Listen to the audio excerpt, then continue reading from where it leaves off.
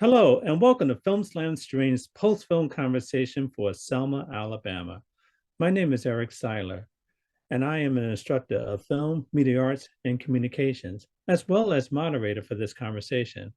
We're very pleased to be joined by the director of Selma, Cornell Hubert Calhoun III. He is actually the director and is joining us today. Hello, Cornell, and welcome.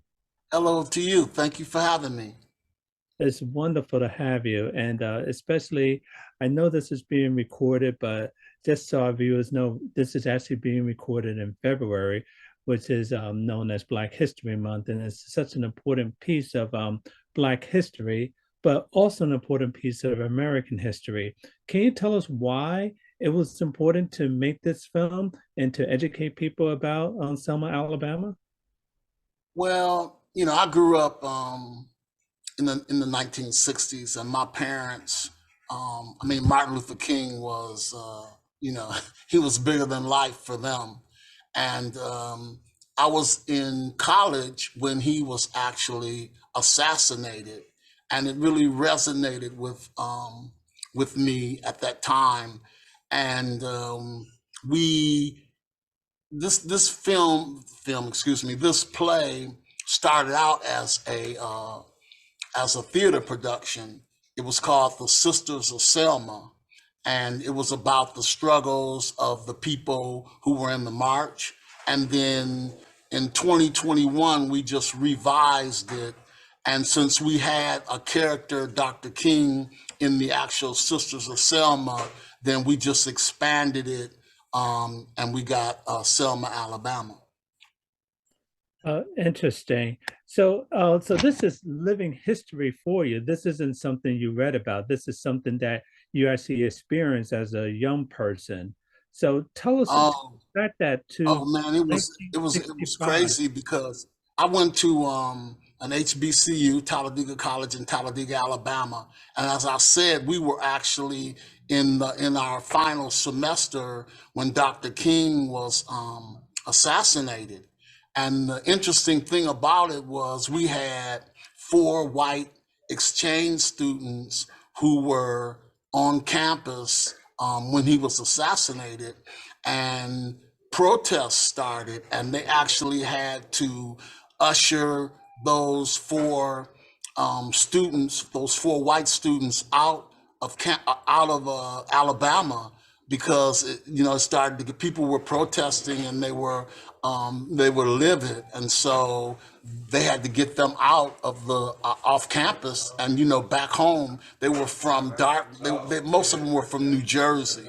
So it was a real difficult time, and also there was a letter that was written by one of the students that was a kind of like a racist letter that was found after they left, and then the protests even escalated at that time.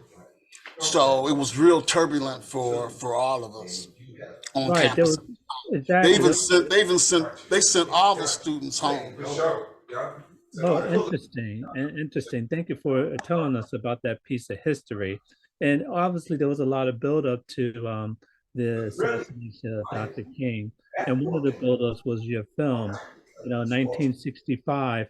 How did you come to learn about Selma? Were you actually in Selma during that time? Did you learn about it through the news or through relatives? No, I was in high school, so I learned about it. Watching, coming home every day. I mean, it was on the TV every day when we came home from school, and I sat and I watched it, and never knowing that I would be in Alabama later on. So that was in '65. I got to Talladega College in Talladega, Alabama in 1967, and I experienced some racism there, not necessarily on campus, but in the city, in the actual city. Like one time I had a couple of experiences quickly, but one time I went to buy some jeans because I was a basketball player. I was down there on a basketball scholarship. So I went to buy some jeans, and we went to this store, and I found the jeans in my size, and the sales lady told me that she didn't have my size. and I didn't understand it. So I kept saying, no, these are my size. This is my size right here. And she said, I don't have your size. And then the other players who were from the South, they said, hey, we gotta go. And they actually pulled me out of the store, and I kept saying those were my size. It just didn't resonate with me. And then one of the most terrifying situations happened to me. I think my junior year in college.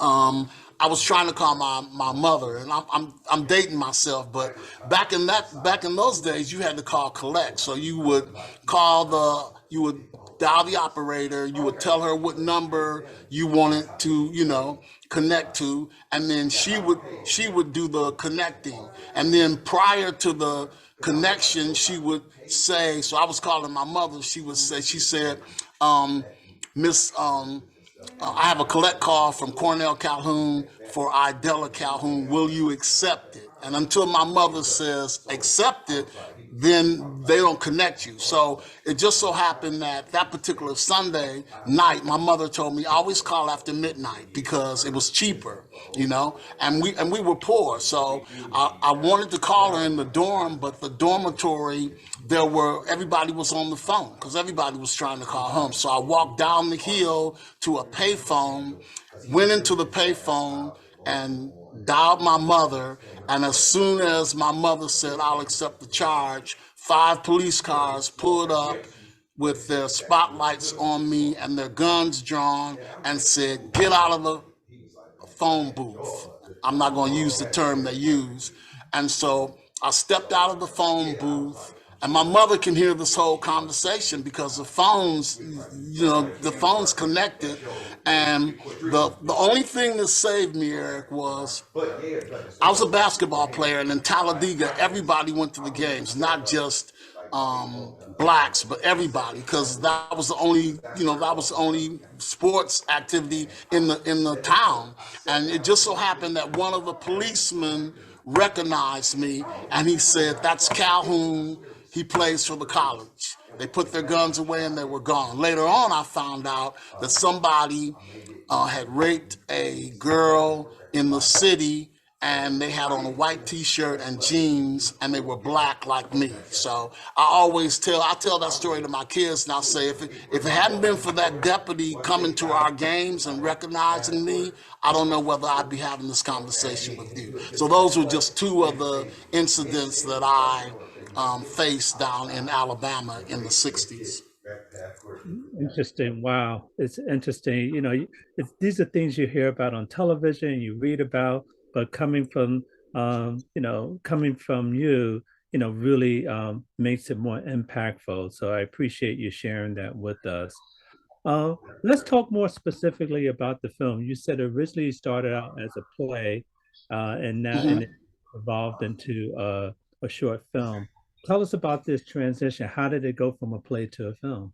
Okay, so originally in 2015, after I got hired as arts and culture coordinator for Mayor Frank G. Jackson, I had to do something for Black History Month. And so I got the idea of the Selma March. And so I fictionalized 4 women who were on the march.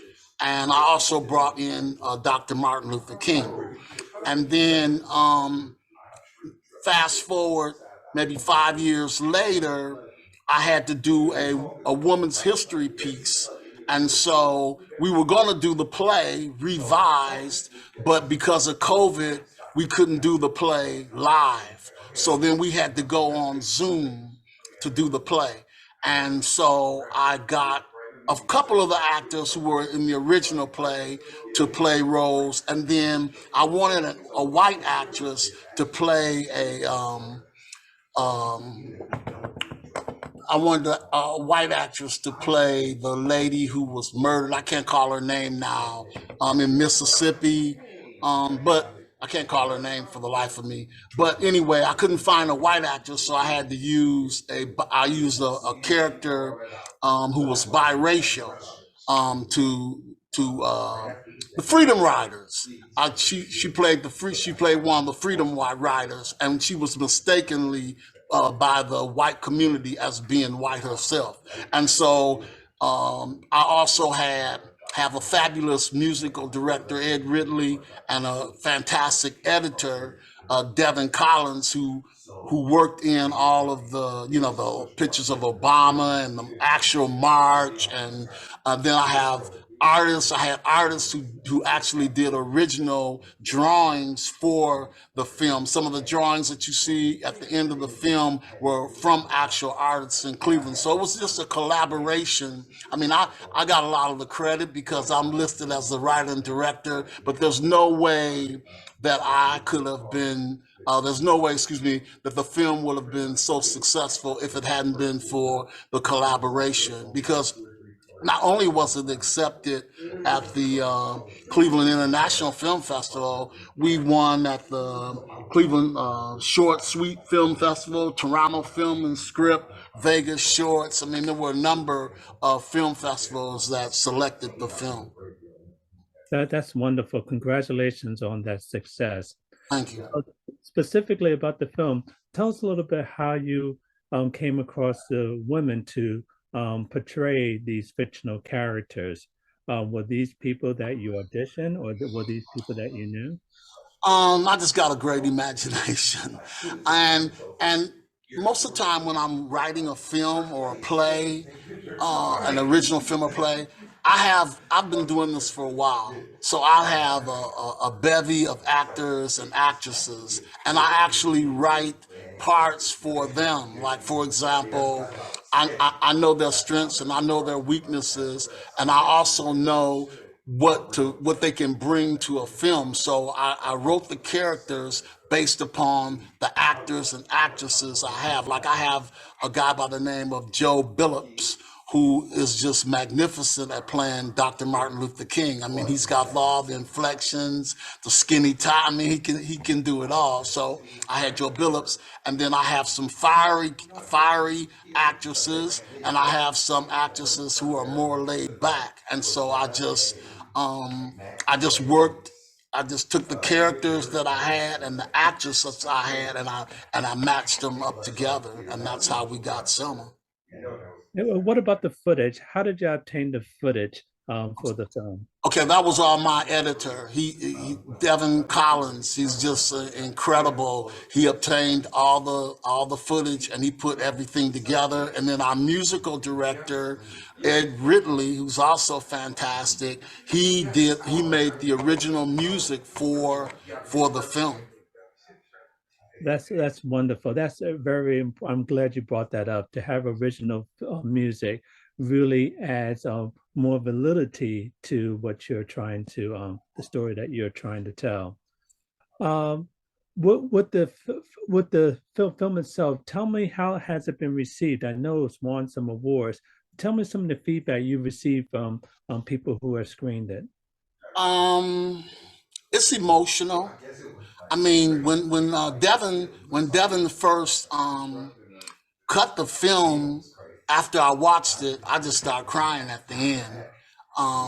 Again, I just couldn't help it when Christina Johnson, my actress vocalist, is singing at the end, and then they're showing the Obama walking on the actual bridge, the people holding hands.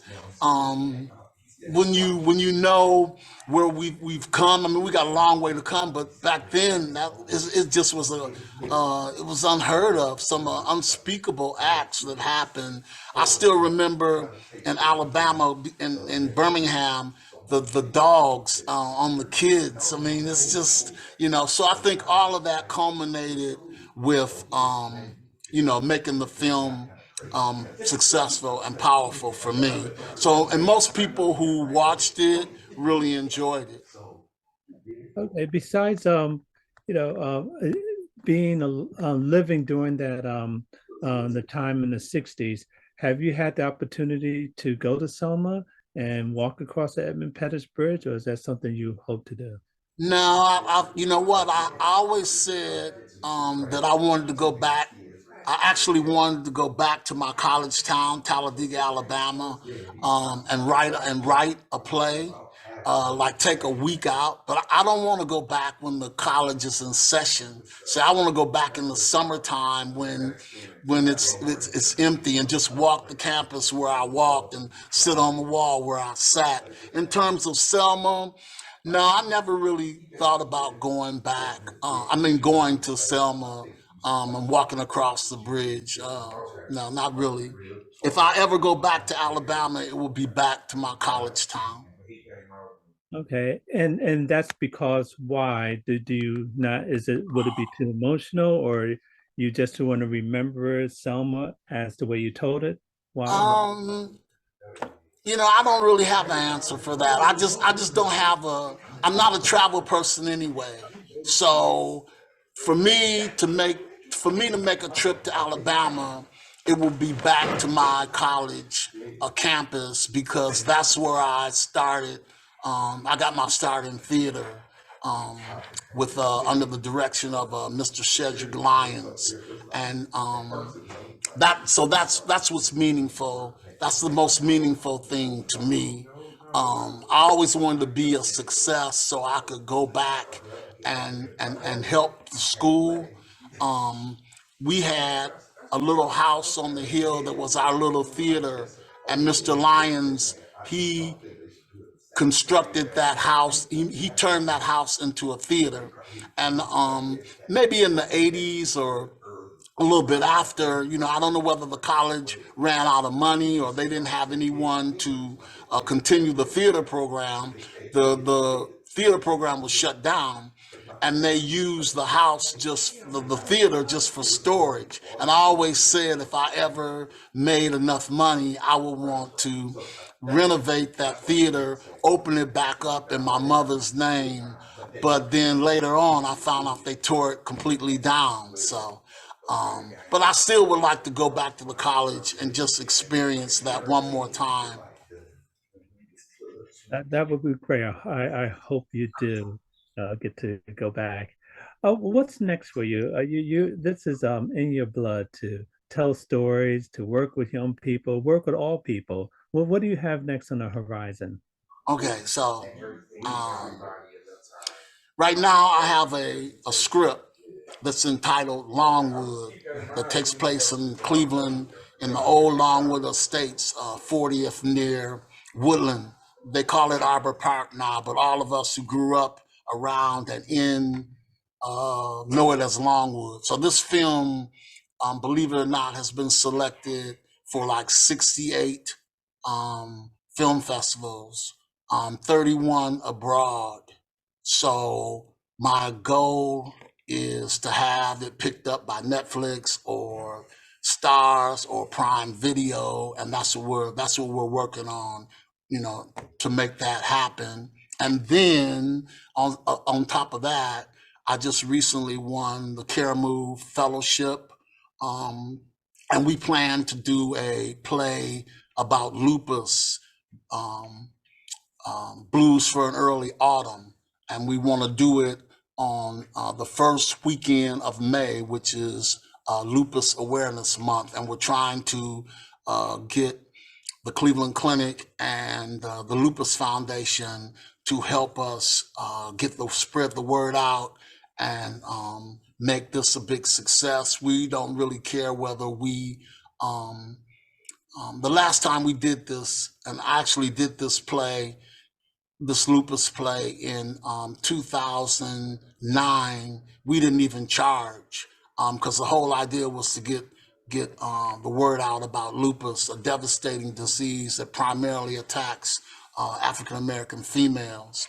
And so I was fortunate, thanks to Caramou, to win the fellowship, and that's my goal, to get this up and running by May. So those are my two projects. Oh, that's wonderful. I wish you success with that. Real quick, Longwood, can you give us a brief synopsis of what Oh that's man, about? I love to, man. You Longwood can. is my baby. I could talk to you all for 45 minutes about Longwood. Okay, so actually what happened with Longwood is I was riding in the car I just did a shoot for a friend of mine who was at Tri-C, Joe Billups, and he had some jazz music playing, and I was like, man, that would be a great, that would be some great music for an urban film. And then I said, you know what? I'm gonna call it the Longwood Brothers.